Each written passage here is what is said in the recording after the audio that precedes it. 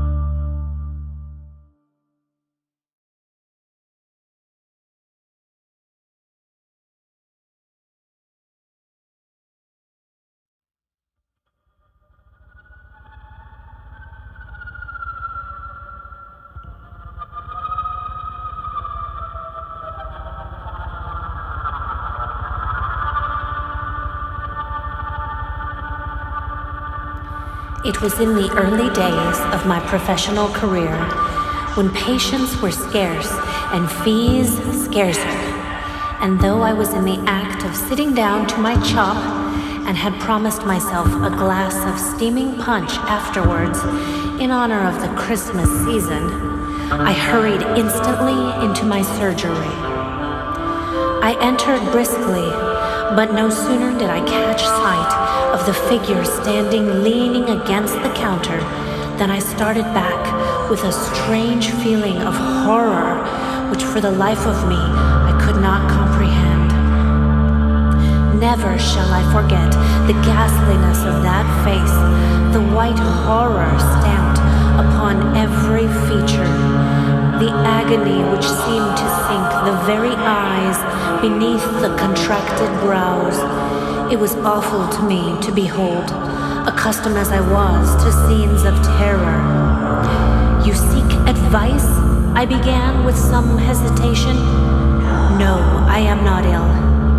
"You require then—" "Hush," he interrupted, approaching more nearly and dropping his already low murmur to a mere whisper. "I believe you are not rich. Would you be willing to earn £1,000? £1,000? His words seemed to burn my very ears. "I should be thankful if I could do so honestly," I replied with dignity. "What is the service required of me?" A peculiar look of intense horror passed over the white face before me, but the blue-black lips answered firmly, "To attend a deathbed." £1,000 to attend a deathbed? Where am I to go then? Whose is it? Mine.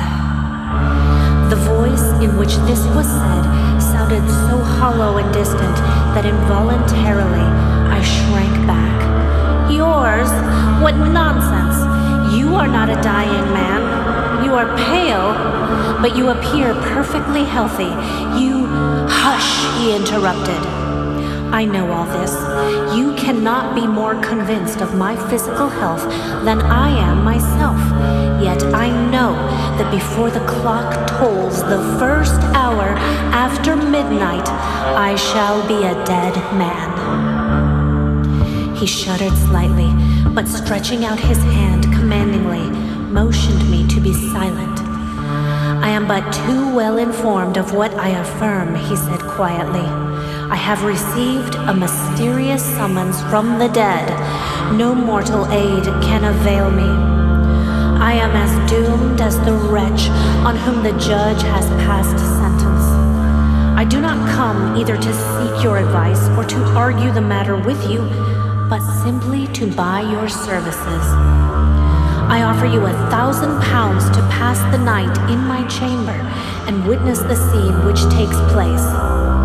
The sum may appear to you extravagant, but I have no further need to count the cost of any gratification, and the spectacle you will have to witness is no common sight of horror." The words, strange as they were spoken calmly enough, but as the last sentence dropped slowly from the livid lips, an expression of such wild horror again passed over the stranger's face that in spite of the immense fee, I hesitated to answer. "You fear to trust the promise of a dead man. See here and be convinced," he exclaimed. And the next instant, on the counter between us lay a parchment, and following the indication of that hand, I read the words, "And to Mr. Frederick Keed, of 14 High Street, Alton, I bequeath the sum of £1,000 for certain services rendered to me." I have had that will drawn up within the last 24 hours, and I signed it an hour ago in the presence of witnesses. I am prepared, you see. Now, do you accept my offer or not? My answer was to walk across the room and take down my hat and then lock the door of the surgery. It was a dark, icy cold night. that late Christmas night, and somehow the courage and determination which the sight of my own name in connection with £1,000 had given me flagged considerably as I found myself hurried along through the silent darkness by a man whose deathbed I was about to attend. He was grimly silent, but as his hand touched mine, in spite of the frost, it felt like a burning coal. On we went, tramp, tramp through the snow, on, till even I grew weary, and at length, on my appalled ear struck the chimes of a church clock, while close at hand I distinguished the snowy hills of a churchyard. Heavens, was this awful scene of which I was to be the witness to take place veritably amongst the dead? 11, groaned the doomed man. 2 hours more, and that ghostly messenger will bring the summons. Come, let us hasten. There was but a short road separating us now from a wall which surrounded a large mansion, and along this we hastened until we reached a small door. Passing through this, in a few minutes we were stealthily ascending the private staircase to a splendidly furnished apartment, which left no doubt of the wealth of its owner. All was silent, however, through the house, and about this room in particular there was a stillness that, as I gazed around, struck me as almost ghastly. My companion glanced at the clock on the mantel and sank into a large chair by the side of the fire with a shudder. Only an hour and a half longer, he muttered. I thought I had more fortitude. This horror unmans me. Then, in a fiercer tone, clutching my arm, he added, You mock me, you think me mad, but wait till you see. Wait till you see. I put my hand on his wrist, for there was now a fever in his sunken eyes which checked the superstitious chill which had been gathering over me, and made me hope that, after all, my first suspicion was correct, and that my patient was but the victim of some fearful hallucination. Mock you, I answered soothingly. Far from it. I sympathize with you, and would do much to aid you. You require sleep. Lie down, leave me to watch. He groaned, but rose and began throwing off his clothes, and, watching my opportunity, I slipped a sleeping powder which I had managed to put in my pocket before leaving the surgery into the tumbler of wine that stood beside him. The more I saw, the more I felt convinced that it was the nervous system of my patient which required attention, and it was with sincere satisfaction I saw him drink the wine and then stretch himself on the luxurious bed.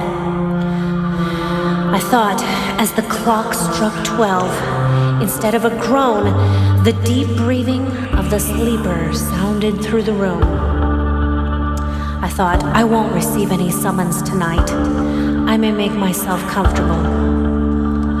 Noiselessly, therefore, I replenished the fire, poured my own self a large glass of wine, and drawing the curtain so that the firelight should not disturb the sleeper, I put myself in a position to follow his example. How long I slept, I know not, but suddenly I roused with a start, and as a ghastly and ghostly thrill of horror as ever I remember to have felt in my life. Something, what? I knew not. Something near, something nameless, but unutterably awful. I gazed around. The fire emitted a faint blue glow, just sufficient to enable me to see that the room was exactly the same as when I fell asleep, but that the long hand of the clock wanted but 5 minutes of the mysterious hour, which was to be the death moment of the summoned man. Was there anything in it, then? Any truth in the strange story he had told? The silence was intense.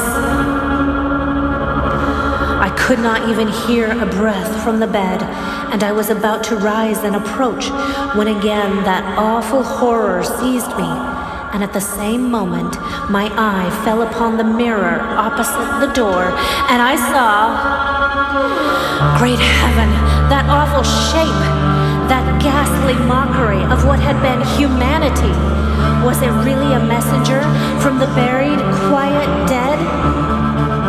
It stood there in visible death clothes, but the awful face was ghastly with corruption, and the sunken eyes gleamed forth a green glassy glare which seemed a veritable blast from the infernal fires below.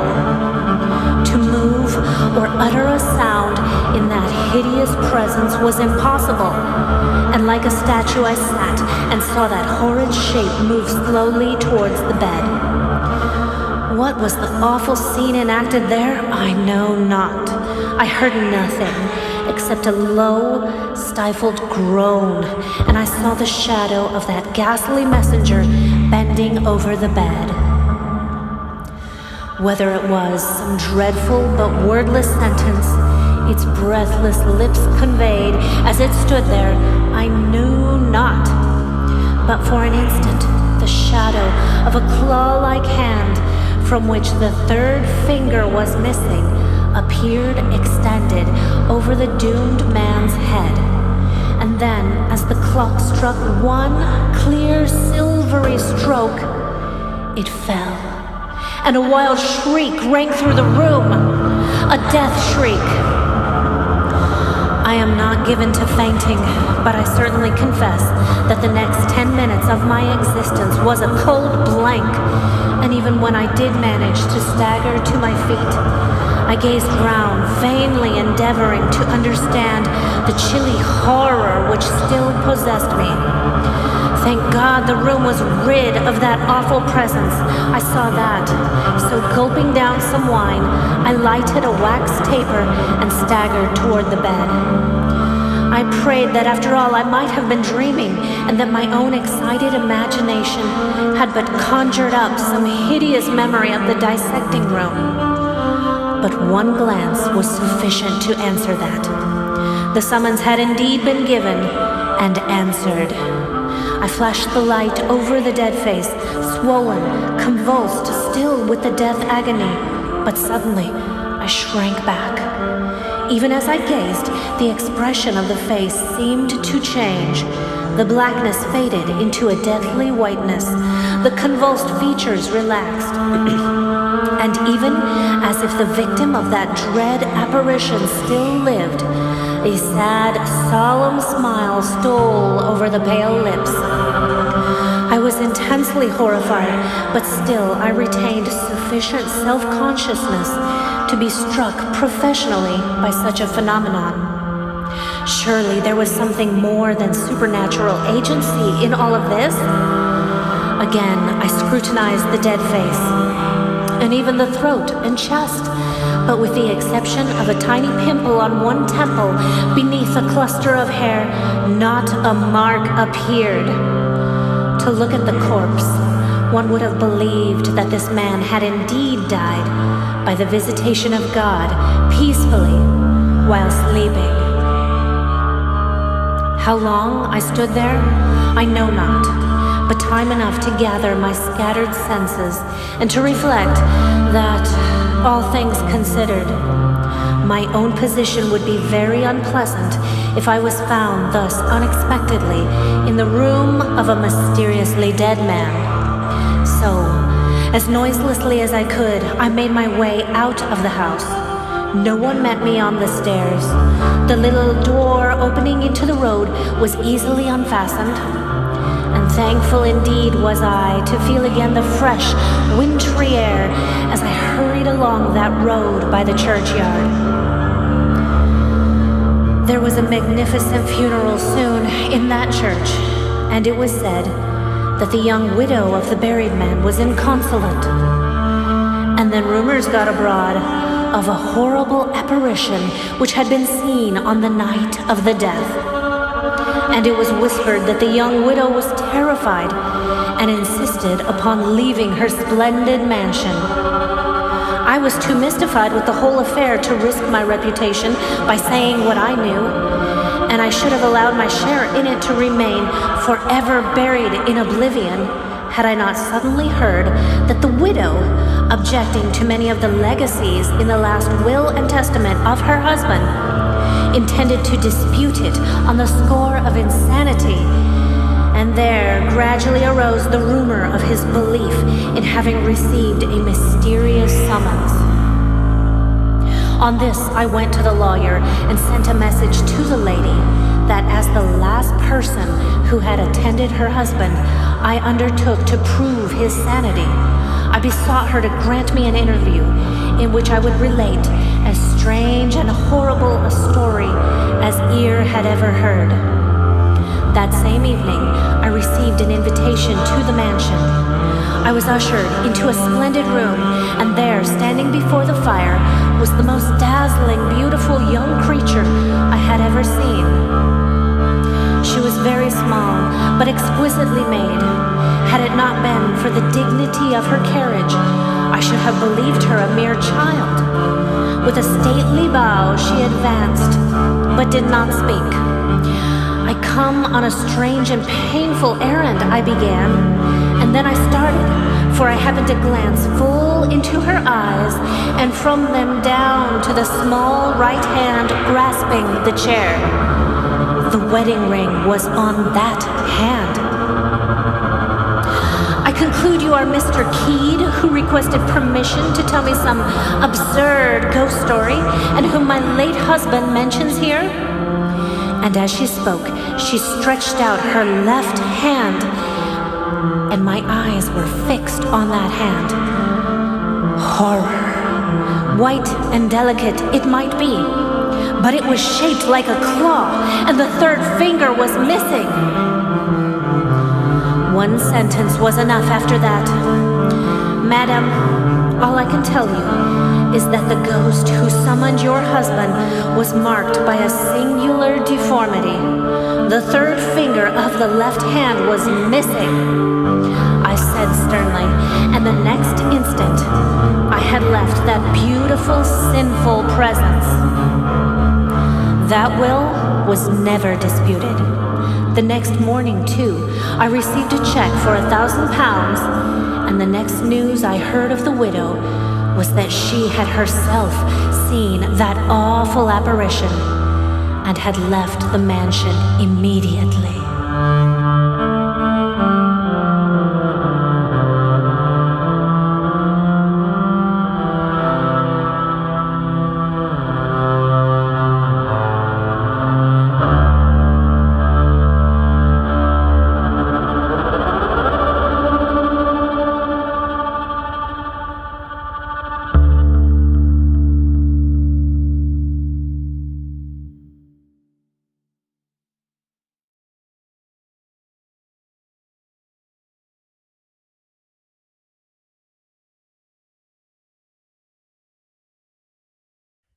Wow, thank you so much. The one bad thing about being virtual is you can't hear all the applause, but I'll do my best. We are so lucky to have Braxton and Sarah with us live tonight to answer all of your burning questions. So please send me your questions in the chat. We've got quite a few coming in. And of course, please do check out their website that's mentioned in the chat as well. All right, let's go ahead and ask a couple of the first questions. First question is, what's the most interesting place you've ever played? Oh man, it's probably for me, I don't know, Sarah may agree. I think there's a two-way tie. The first was I got to play bass with my very good friends, Paul Mercer and Gabriel Monticello and Davis Peterson at one of the Sundays in the Park at Oakland Cemetery in Atlanta. So I got to play bass in a mausoleum, which is awesome. And I think the other thing that we did that I think is really great was last Halloween, we were in New Orleans and we played at the Anne Rice Vampire Ball. And it was in I forget the name, I should know the name. Elms Mansion. The Elms Mansion. So we were in a wonderful old 19th century ballroom playing the heavier music we play, the more metal that we like, while vampires danced. And that's every bit as awesome as you're thinking it is. And we have also played a show in a house that was haunted. We did, yeah, we have played in a haunted house, yeah, down When we in did Lilburn? yeah, I forget the name. I should know the name of that one too. But yeah, that house is haunted. We did that for a 12th night, I think in 2019. So that was very similar to what we did tonight, kind of haunted Christmas ghost stories. So Wow. You'll have to tell us a little bit more. How was the house haunted? We didn't personally experience it, but some of the other guests who were there that evening said they felt something. So presences, that kind of thing. Yeah. So Oh. I was just trying to listen to Sarah as much as possible. I probably missed the ghosts. That's amazing. We have a couple comments about how cool those experiences are. And someone's talking about your unique instrument. Could you tell us a little bit more about the instrument you played? Sure. Oh, sure. Yeah, that's just my regular voice. I'm just kidding. It's an electric upright bass. It is it's just like the big ginormous double bass you would see in the Greenville Symphony Orchestra if we were allowed to have all of us on stage right now. It's not a cello. A lot of people think it's a cello. Cellos are a little smaller. I have a 5-string version of it, which is even weirder. Most basses have 4. And then on the 5-string side of it, most 5-string basses have a nice low string for extra low notes, but I have an extra high string, so I can get all those shrieky, just high notes and things like that. I can accompany Sarah a little better and all that. So it's if you've ever seen a 6-string bass guitar with the high notes there, it's the same. And usually sometimes I get questions about the effects, and it's actually pretty minimal for the setup, believe it or not. I have I just only use 2 pedals, both by Strymon, which is an American company. I use the Timeline, which is this nice delay, which I kind of think of delay as sort of like being a musical ghost, like it's there, like you're hearing a sound that's not actually being made, which I think is kind of cool. And then I use, I guess as you all heard, I am a large fan of reverb, just in general. That's my go-to everything. So I use, I've got this kind of nice cathedral washy reverb sound to make it all haunted. So that's pretty much, and then I made like a little tiny loop just for a little bit of texture, but you can see in the video a lot of the sounds I made, especially with the sort of very glassy sounds. I would just play with the bow closer to the bridge, or I would hold notes and play pizzicato with my thumb and things like that. It's a lot of fun to figure out all these cool things I can do to support the storytelling. Yeah, it was amazing. You definitely set the ambiance perfectly. It was incredible. We have an interesting question regarding the pandemic. Have there been any silver linings to coronavirus preventing live shows this year? Well, it certainly taught us more about how to make videos. And so we've had a lot of fun learning how to put together some videos. We put out a brand new album this year called Only Gossamer My Gown. Oh, and I wanted to say, today is actually the 190th birthday of Emily Dickinson. And that was the album we wrote earlier this year. And we did a whole album based on her poetry. And instead of having a live CD release party, we made lyric videos for all the tracks on the album. So if anyone wants to just sort of feel like they have that concert experience, that video is still up on YouTube and people can go watch that. It's been great for us learning how to make videos. Um, so I guess that's one silver lining. Same. I mean, we had, you know, it's kind of awesome because the whole Emily Dickinson album project is also thanks to the library. I think the first time we did Winter Night Whisperings live and in person, we were waiting to go on stage, talking with our friends at the library, and you know, grants and things like that came up, and we said, well, you know, we've been thinking about doing something with Emily Dickinson, and the response was, well, how quick do you think you could have something ready? And and that wound up being a massive saga, but well worth waiting for. And then I think typically in the past we're like, oh yeah, we should do videos. Oh yeah, we should do lyric videos. But then we get, you know, things come up, things happen, and it just kind of keeps getting pushed. So I think, yeah, silver lining was definitely figuring out a way we could still play music together. We are luckier than most bands. There's only two of us. We're also married and doing the quarantining together, so we get to hang out like that. So there were a lot of things, a lot of challenges that our friends who play music and our artist friends, it's really heartbreaking to see what they're going through, and we kind of bypassed a lot of that. So I think for me, I think once we realized we were going to get to that, we kind of looked for some silver linings. We're like, well, what can we do? What have we always wanted to do that now we have time to do? So making a nice creepy studio video is kind of, we've done a lot of these, and they're getting fun. They're getting a little less intense and a little, okay, we know how to do this now. So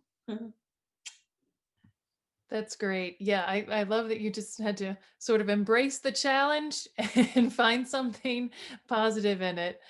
Another question we have is, what do you look for in Christmas songs to make a Valentine Wolf version? I like all of the darker sounding ones. Okay, a big thing though is copyright. we we definitely want to find ones that are already in the public domain. So those are a lot of the older ones anyway. So we like a lot of the older, more haunting sounding ones. There might be a couple songs that we would like to cover, but they're just not in the public domain. And then we would have to, you know, secure some copyright issues for those. So for now, we've just been going with everything that's in the public domain. And we like the ones that sound darker, but sometimes you can even take a song that is not always very dark and make it sound darker. So we did Within the Bleak Midwinter, and then I think the fascination with Christmas music started many years ago, especially with the Victorian Christmas carols. Like, you don't have to look very far to find dark ones. Like, we started doing this a long time ago as like a way to kind of help sort of get our, you know, kind of exercise our musical, you know, muscles. Like, we wanted to like do something musical, but also like give our family things. We used to do like a little Christmas EP for our families every year. And I remember one year I think we were still living in Athens, Georgia, so it has been a while. Sarah was researching Christmas lyrics, and she found this one Christmas carol. It's something like Little Mortal Flowers or something like that. I can't remember, but it's we found out that there are a lot of Victorian Christmas carols that are a variation on Dear Little Child. The good news is you get to go to heaven soon because you are going to die.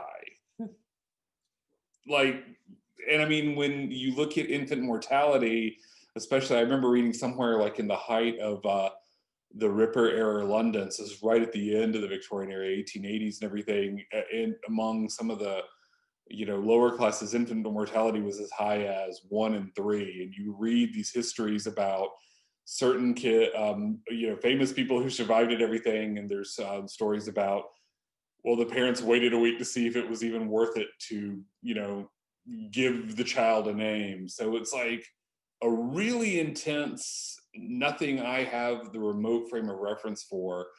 And I remember when Sarah found that Christmas Carol, I was like, okay, we can't do that. It's too dark. And then we're like, okay, so Christmas music is too dark. So it really, subject matter is pretty easy to come by. And then I think that we just look for things that Sarah likes to sing. And then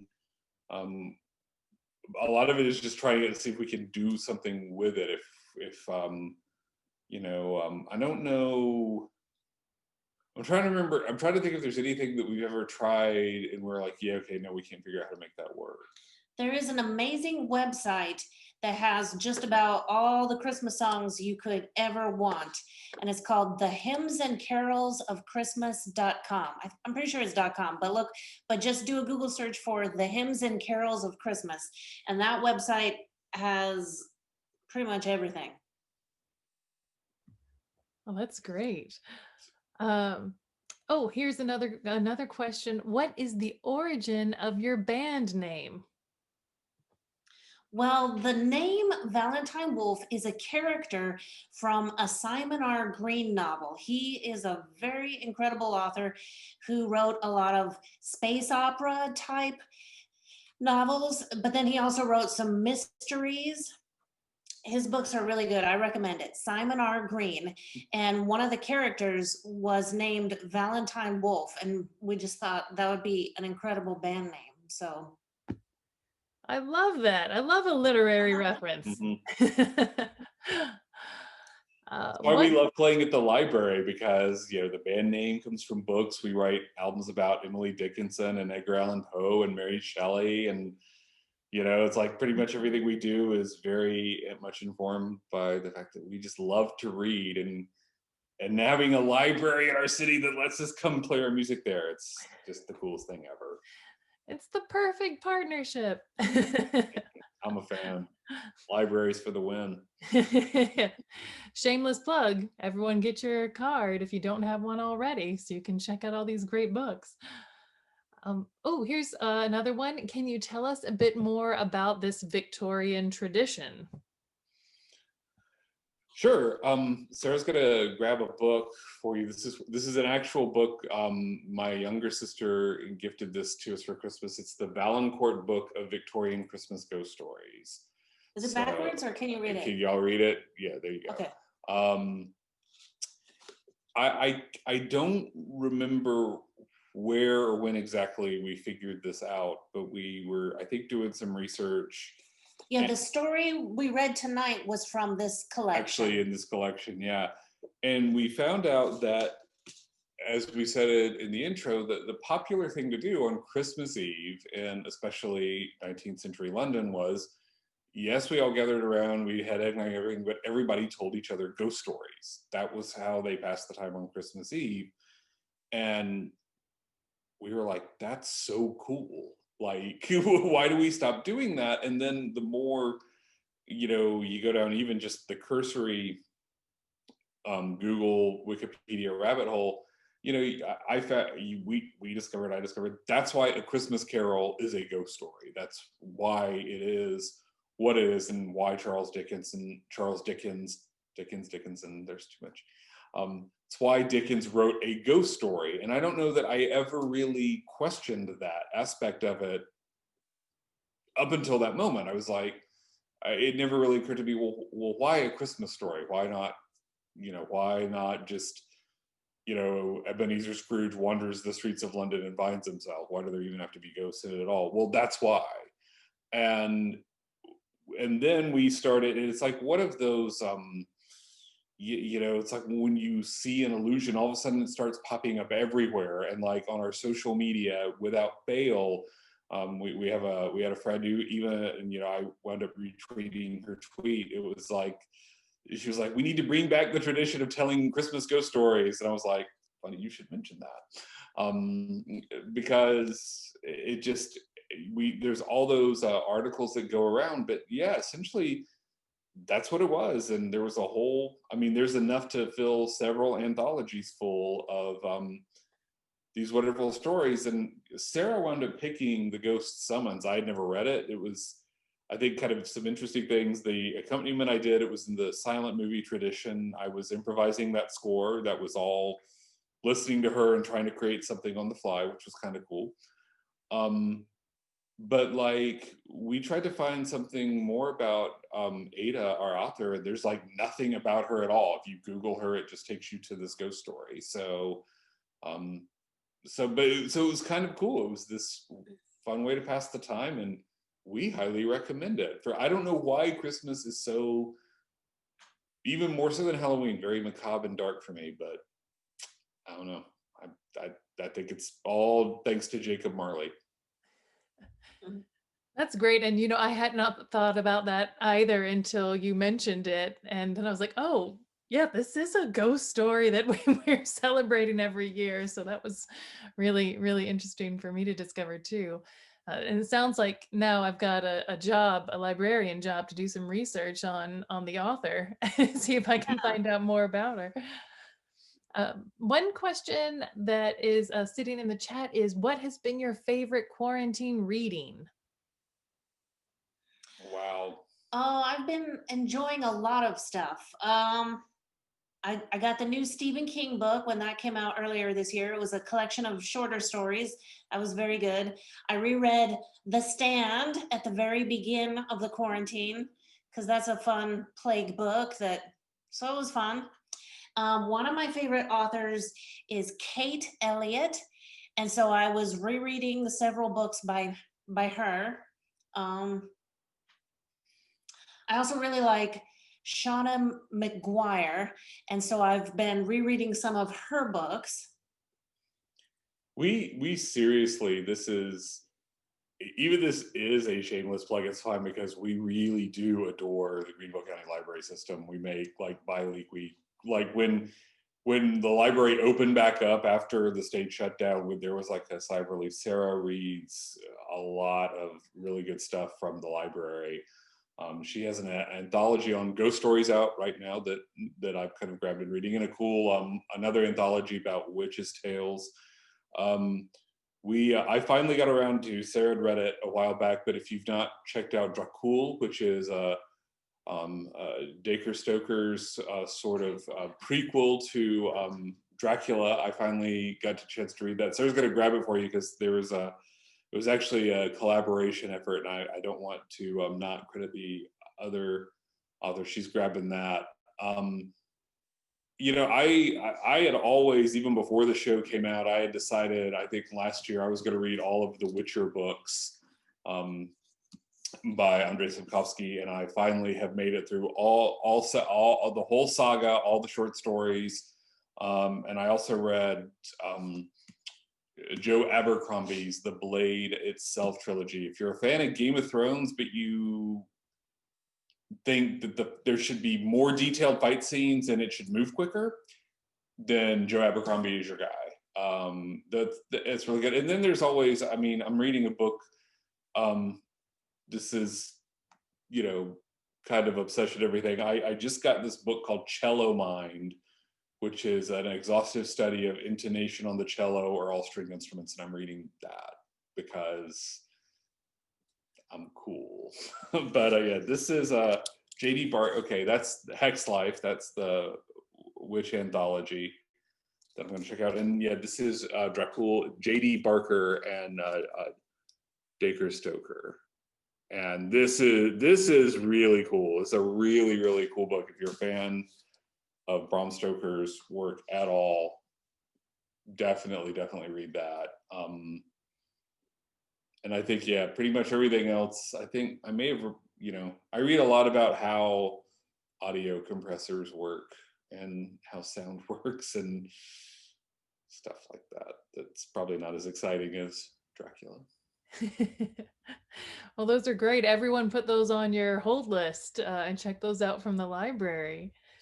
A follow-up question is, what is your favorite ghost story, or was that your favorite one? My favorite is A Christmas Carol, and I love watching all the different film adaptations of that. I really especially like the newest one that the BBC did. They put it out last year. It's the newest one, and that one is really good. Although I think I would like to rewatch the Muppet version again soon. Yeah, we'll do that. Yeah.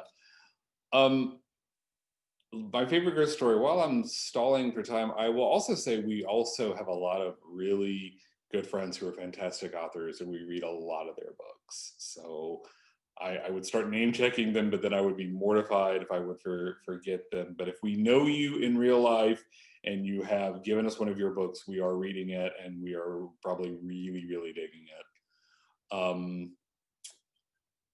I like the Canterville Ghost. I know that's kind of maybe a weird choice, but that was one I remember when I was in elementary school. I was gifted like my first horror anthology, and I I that was the thing in that book that I wore out. And I started looking at all the other books, but that may be a weird choice. But that was just sort of that and A Christmas Carol are kind of entry levels. But I think the Canterville Ghost. I just finished reading, and yes, because of Haunting of Bly Manor, I just wound up reading the Henry James, The Turn of the Screw, because if I had read it, I could not remember reading it. And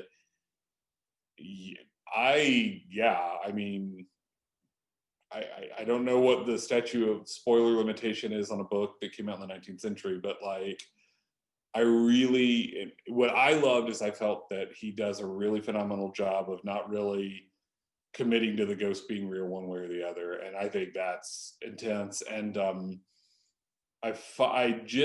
very late to the M.R. James party. I've just started reading his work and I'm all in. Nice. The Turn of the Screw is one of my favorites as well. Very intense, and just a wonderful story if you haven't read that one already.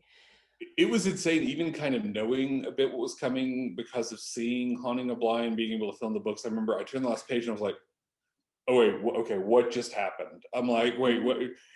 Wait, Miles is." I'm sorry, no spoilers, but I was like, "Wait," but it is that moment. I turned the last page, I was like, "Wait, what?" And then I had to like kind of go back, and it was really cool. Yeah, mind blowing. All right, I don't believe there are any more questions that I haven't asked in the list. Just a couple comments where people said very enjoyable, wonderful voice, really loved the haunting vibrations, lots of applause in the chat as well. So everyone really enjoyed it. Thank you both so much for joining us tonight and for answering all of these questions, for sharing your talents with us. We very much appreciate it. Well, thank you so much to the library for having us. And I'm glad that we could get a chance to make a movie and maybe spread out this show a little wider than just the Greenville area. But I can't wait until we can actually perform at the library again. Yes, we will definitely have you back in person. We are very much looking forward to that day when we can. We had lots of people asking about that already. So you've got some guaranteed audience members, I know.